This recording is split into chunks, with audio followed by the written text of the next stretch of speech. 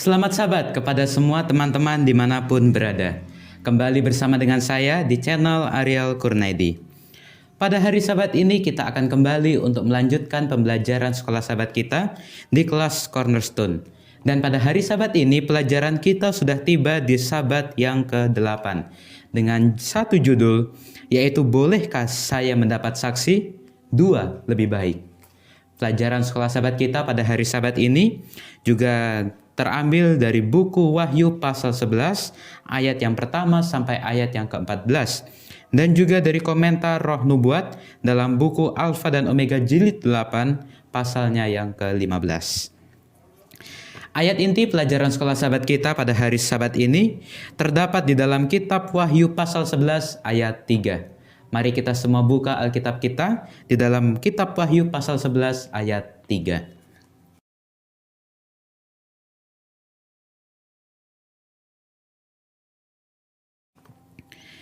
Dan aku akan memberi tugas kepada 2 saksiku, supaya mereka bernubuat sambil berkabung 1260 hari lamanya.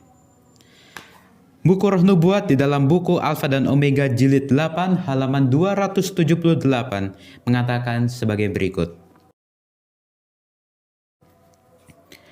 Perang melawan Alkitab selama masa keunggulan kepausan telah diramalkan oleh para nabi, dan pewahyu juga menunjukkan kepada akibat yang mengerikan yang meluas terutama ke Perancis dari dominasi manusia durhaka. Teman-teman semua, di sini ada sebuah kisah atau sebuah fakta, yaitu yang bernama Voltaire. Beliau adalah seorang ahli filsafat dari Prancis pada abad ke-18. Dan beliau juga pernah berjanji bahwa dia telah membedah Alkitab secara terpisah yang akan mengakibatkan kematian pada waktunya, apa yang orang Kristen kenal sebagai Alkitab. Bisa saja seorang ahli filsafat ini, yaitu Voltaire, benar-benar yakin bahwa dia dapat mengalahkan Alkitab.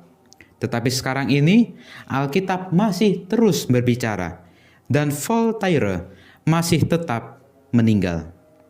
Terlepas dari fakta itu, di sepanjang sejarah banyak yang mencoba mencela atau membakar Alkitab agar hilang dari peredaran.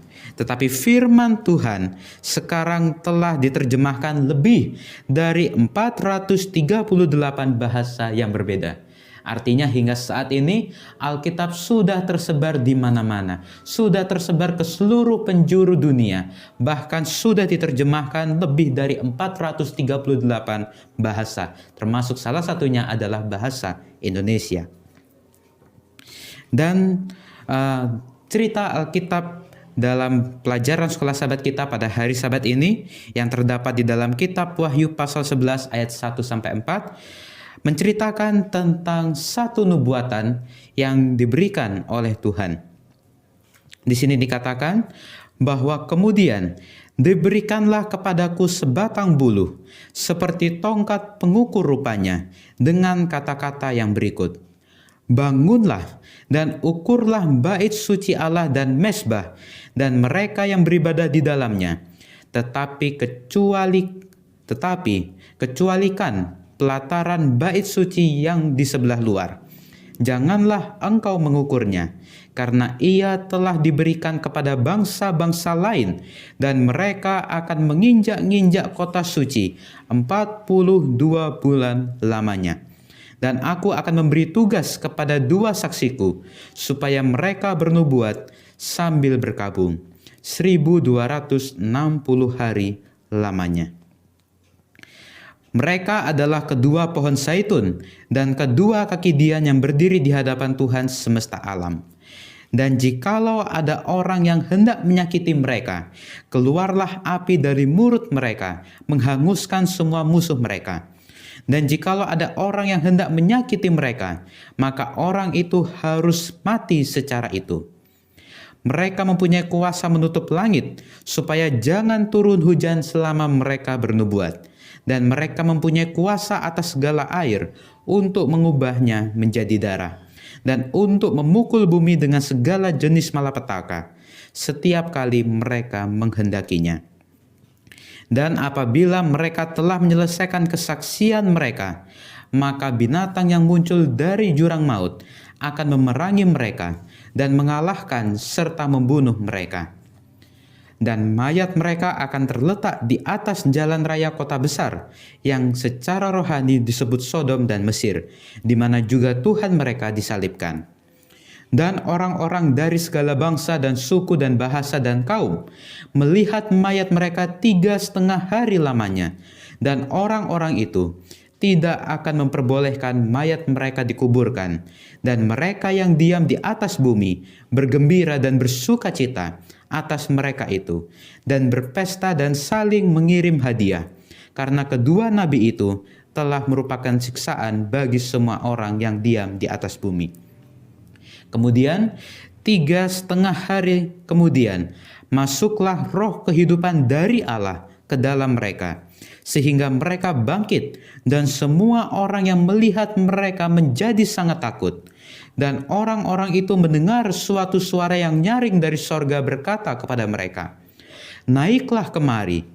Lalu naiklah mereka ke langit, diselubungi awan, disaksikan oleh musuh-musuh mereka. Pada saat itu terjadilah gempa bumi yang dahsyat, dan 1/10 bagian dari kota itu rubuh, dan 7.000 orang mati oleh gempa bumi itu. Dan orang-orang lain sangat ketakutan, lalu memuliakan Allah yang di sorga.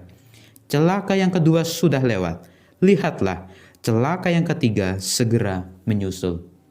Teman-teman semua, inti dari pelajaran atau bacaan sekolah sahabat kita pada hari Sabat ini adalah bahwa akan ada banyak orang yang tidak menghargai firman Allah, bahkan tidak menghargai nabi-nabi Tuhan.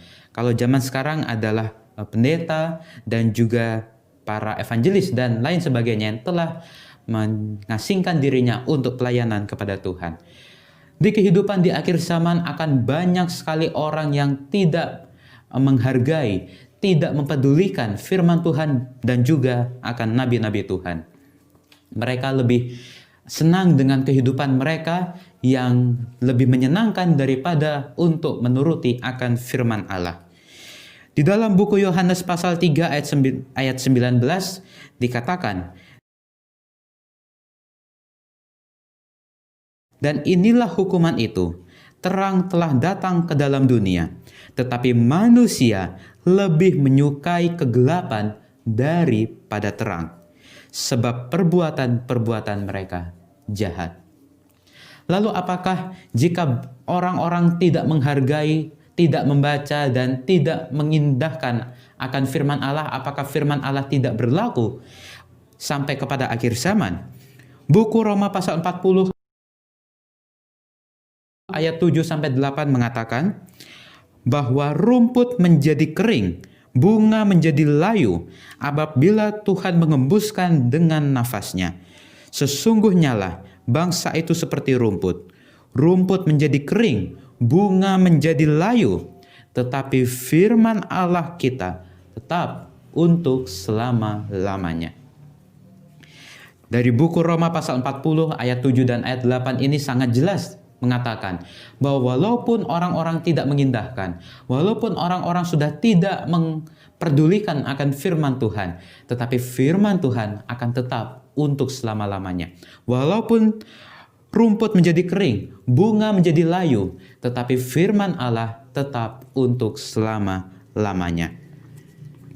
Pelajaran yang bisa kita ambil dari buku pelajaran sekolah sahabat kita pada hari Sabat ini, dari pelajaran sekolah sahabat kita pada hari Sabat ini adalah kita sebagai umat-umat Allah, janganlah kita tergoda dengan kehidupan yang menyenangkan yang ada di dunia ini, yang setan tawarkan untuk kita.